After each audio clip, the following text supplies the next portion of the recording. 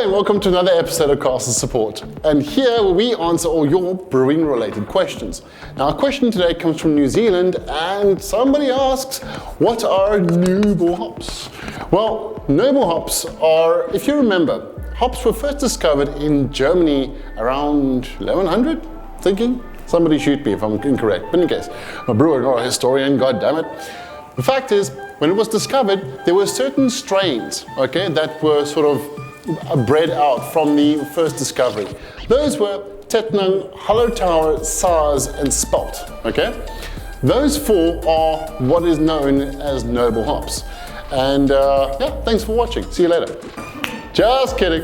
No, let's go into detail. We just have a look at them and see what they are. So the first aspect about being noble and such is where they're grown. So you see, like wine, hops have terroir, which is obviously a flavor of note that is sort of linked to where they've been grown and crossbred and all the rest of it. So Tettnang has to be grown close to Tettnang in Germany.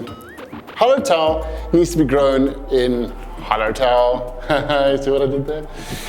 We have Spalt that needs to be grown near Spalter in Germany.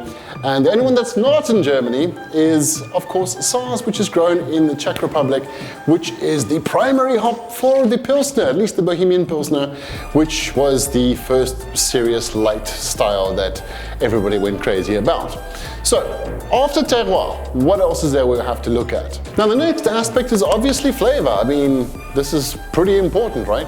Now, between those four, you can take the words mild, spicy, floral, and earthy, and you can mix them up at random, and you will get those sort of flavor profiles.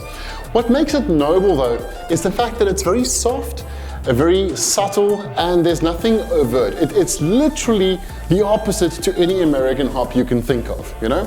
Not that one's better than the other, it's just that they're complete opposites. They're complete opposite ends of the scale. Where with noble hops, you're looking for soft characteristics.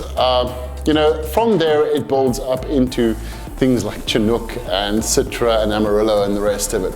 But noble hops, the take home is that it's very soft flavors and very mild flavors, and that so that at the end of it, the flavor of your malts can shine a lot more, despite still having the flavor of the hop as well. Let's have a look at the last aspect. So, I mean, these aren't the only hops that have been referred to as noble. I mean, you've got Herzbrucker, you've got Styrian Goldings, you've got Fuggles, you've got East Kent Golding. These are hops that were bred later. However, they were bred obviously from the original noble stock. And since from the original four, people didn't stop breeding hops and trying to make new traits and so on, they didn't stop. However, when you're talking about true noble hop varieties, the four that I mentioned, those are the four, and terroir, like we said, is a very important factor there for the kind of flavor profile and the way that the hop works within the beer when you finish brewing. So yeah, buddy, hope it answers your question.